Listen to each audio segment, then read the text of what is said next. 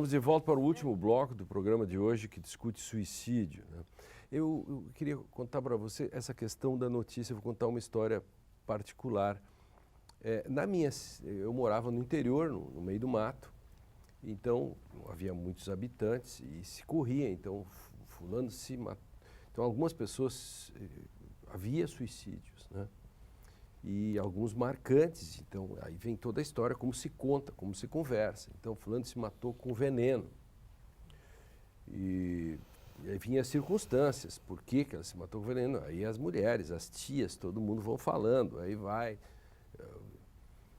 E eu era tão encanzinado com isso, tão em pânico, né, que nas crises, digamos, da família, as coisas da minha mãe, por exemplo, essas questões, o golpe de 64 foi muito ruim para nós, porque meu pai foi preso e aquilo gerou um quadro de depressão muito forte na família e na minha mãe. E aquilo foi eu vou para o colégio e as crianças fazem bullying comigo, porque afinal de contas meu pai tinha sido preso, era um lugar que tinha 80 habitantes, não sei quanto. E eu escondia os pratinhos de Tufon, que era veneno para mosca. Eu escondia todos eles. E quando algum eu não conseguia esconder, eu olhava se não tinha nenhum dedo passado em cima. Tal o pânico, né? Que horror. Eu era um menininho, tinha 8 anos, 9 anos. Disto, né? Veja como isto foi contado na época e como uma criança absorve isso. Nesse imaginário, que é uma coisa terrível nisso, só queria, para mostrar a seriedade desse assunto e a delicadeza desse assunto, eu trago um relato pessoal sobre isso, né? Por outro lado, nós temos aí uma criança extremamente atenta e preocupada com as pessoas por quem ela sente afeto, né? Então, essa história também nos chama a atenção para uma conduta que seria saudável. Claro. Né? A atenção, Isso, o cuidado, de a ver observação, o outro, né? Enxergar o outro, perceber se o outro está triste demais, está dormindo demais, está se isolando demais. Né? Sem dúvida. Tem uma... Eu era como vigilante rodoviário. Claro, é interessante o que a gente estava dizendo até no final do bloco, ou seja, essa aparente, né, exagero de publicidade que tem hoje, e na realidade você tem um condicionamento a um certo individualismo, uma exclusão permanente. Voltando à questão do baleia, provavelmente... vamos falar do baleia azul, então. Parece que você está se publicizando, você está excluído, vamos dizer assim, de um contexto, e não há uma compreensão, uma percepção antecipada das circunstâncias que estão envolvidas aqui. Eu acho que esse fenômeno da baleia azul, ele mostra assim, um certo esfacelamento, né? De uma coesão que nos parecia até agora assim, meio natural, né? Ou seja, a coesão da família. Isso. Né? Então, eu acho que com esse crescimento do apelo dos meios de comunicação, né? Do celular em particular, com seus diferentes aplicativos, a capacidade de isolamento, ou seja, isso é percebido, né, num primeiro momento com euforia, né? Eu consigo me comunicar com tantas outras pessoas, sem medir o nível de perda, né, que isso envolve. Eu consigo me relacionar virtualmente com milhares de seguidores, né, do meu post no WhatsApp, no Twitter, mas ao mesmo tempo eu perco completamente contato com meu pai, minha mãe, meus irmãos, etc. De forma que fica cada vez mais difícil nas famílias intervir e não tem nesse isolamento, né, nessa ilhamento, né?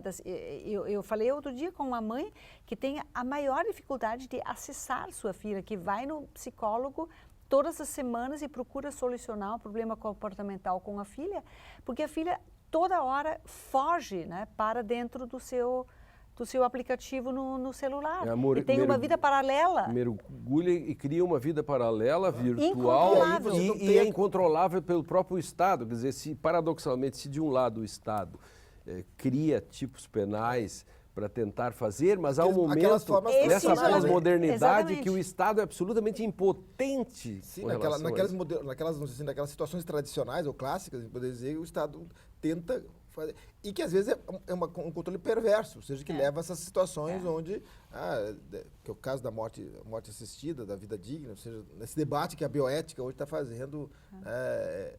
E, por outro lado, nem o Estado, não há uma instituição, não há uma autoridade que possa, uma estrutura de autoridade que possa estabelecer algum tipo de controle e de promover essa antecipação, inclusive, que muitas vezes acaba... E aí, desculpe, só para dizer uma coisa aqui, para pegar o que a Henriette disse, que me tocou profundamente.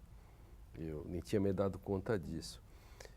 Assim, eu vigiava a minha mãe, eu tinha cuidado porque me importava com ela, enfim. E hoje, quando se fala em baleia azul, talvez seja a falta de cuidado, né? Falta de sorgue, né?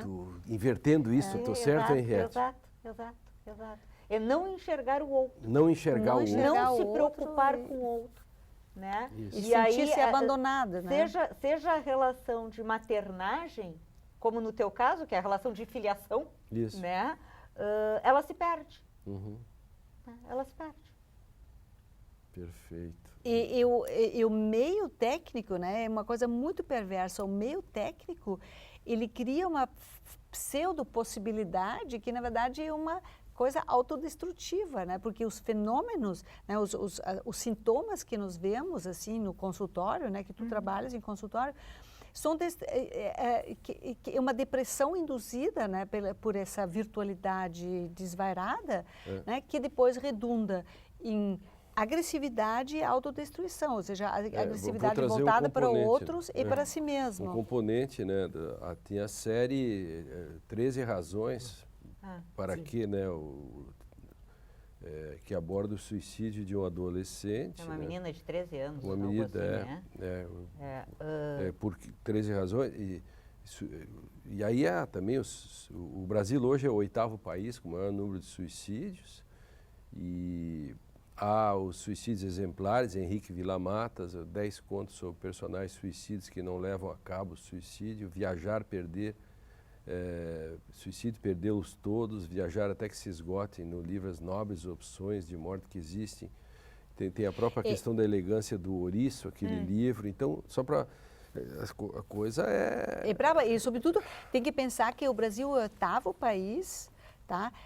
Com maior número de suicídio. Isso que o Brasil tem um monte de luz, porque a taxa de suicídio aumenta nos países sem luz. Tá? Então, o Brasil é o 8º, tendo toda a luz do mundo. Nesse ambiente de natureza exuberante, né? Nesse ambiente tropical, digamos assim, né? Que não seria, e aí Madame de Staël já disse isso há muito tempo, né? Que não seria propício, nós ocupamos o 8º lugar. O que dá para pensar também que uma das questões que nos aflige na contemporaneidade é a obrigação do sucesso, né? E isso com as redes sociais, isso se agrava. Aumentou. Porque se eu não tenho tantos amigos no Face, eu que sou uma menina de 13, 14 anos, né? Se toda a escola me acha freak, né? Se eu sou esquisitona. Ou se eu me formei em Direito e não consegui escrever um livro até um ano de formado, ou se eu não passei no concurso público. Exatamente, noticiar constantemente os sucessos. Porque aí existe uma espécie de pedagogia da prosperidade no Brasil, que é uma questão de teologia jurídica, em que cursinhos de preparação mostram o sujeito dentro de um carro, dizendo assim, você pode ser assim, ou seja, se você não fizer isso, você pode ser um fracassado, porque esse é o discurso que está por trás. Seja assim, isso é uma coisa cruel.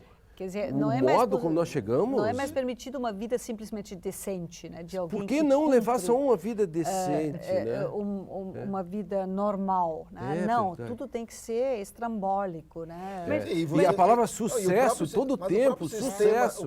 Esses sistemas de informática, esses programas, Face, coisa, eles ainda promovem isso, porque você pode até comprar o sucesso, né? Porque você pode investir na multiplicação. Sim. E aí você cria rankings, etc. Sim, você contrata alguém que administra o seu Facebook para torná-lo... Hoje tem uma categoria chamada Os Famosos. O próprio Face, você paga para incentivar... Tem uma palavra que eles usam lá, que você... paga e ele mesmo transmite as postagens para mais gente e aí você consegue mais seguidores. Ou seja, os mais likes, né? Antigamente tinha os artistas e os intelectuais. Eu também não sei por que sempre essa divisão, né? Artistas e intelectuais apoiam fulano de tal. Ou artistas e intelectuais fazem uma lista. Eu não consegui entender qual que era o artista e qual era o intelectual ou nenhum dos dois. Então hoje é os famosos, os ranqueáveis, os que têm essa loucura toda que se criou. Isso é realmente um resto que nos sobrou, os artistas e os intelectuais, é um resto que nos sobrou da alta modernidade, né, da ideia do Adorno, do Lukács, né, sobre como é que deveria funcionar a política com a arte e os intelectuais. Ah, sim, claro, exatamente isso. Bom, pessoal, olha só, eu quero agradecer o Wolzan, que trouxe o jovem Werther, e também a Catherine, que trouxe a Virginia, Mrs. Dalloway, e a Henriette trouxe o livro da... Como é o nome dela? As Virgens Suicidas. Jeffrey, ele, jornalista também, isso. Prêmio... Eu estou brincando porque o nome do livro o nome da autora é muito esquisito, né? Mas são questões, eu podia ter trazido o livro contemporâneo agora, até para prestigiar os autores, o Jorge Salomão, que recentemente promoveu ele é do EBEC, né? Um livro em minha homenagem, um congresso em minha homenagem que aconteceu em João Pessoa, e teve 2.500 pessoas.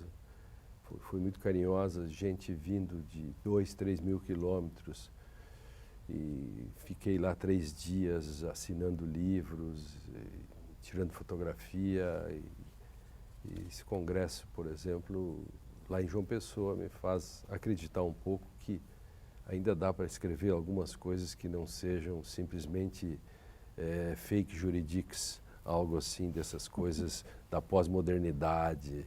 O Direito e Literatura fica por aqui. Obrigado a vocês 3. Assista esse e outros programas no facebook.com/Direito e Literatura, no canal do YouTube e Rádio Unicinos. Não esqueça de participar e fazer sugestões. Eu espero você no nosso próximo encontro. Até mais.